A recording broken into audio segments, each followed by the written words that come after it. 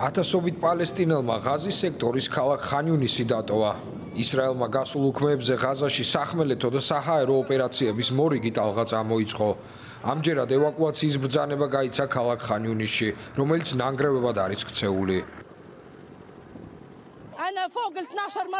მე 12 ჯერ გავხდი იძულებული საცხოვრებელი დამეტოვებინა. წამოვედი რაფაჰიდან, ალაქსას უნივერსიტეტიდან, რამიდიდან, ხუზიდან.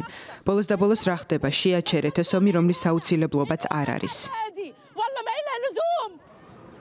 ბავშვები მშობლებთან ერთად ხელჩაკიდებული მოდიოდნენ, თან მოჰქონდათ აუცილებელი ნივთები. ხალხი ბრას ვერ მალავდა.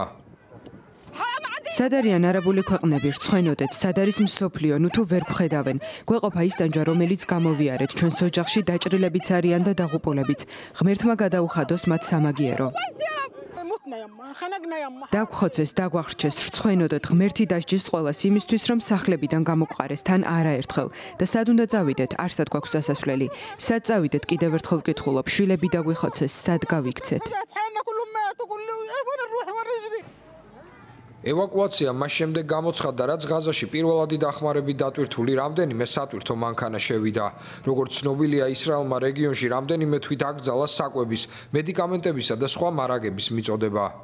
დახმარების მიწოდებაზე პასუხისმგებელი ისრაელის თავდაცვის ორგანო სკოგატის ცნობით, 5 სატვირთო მანქანა, რომლებსაც ბავშვთა საკვები და სხვა საჭირო დახმარება გადაჰქონდა, ქერემ შალომის გადასასვლელით შევიდა. გაერო ამ ნაბიჯს დადებითად აფასებს, თუმცა ამბობს, რომ გაცილებით მეტი დახმარებაა საჭირო.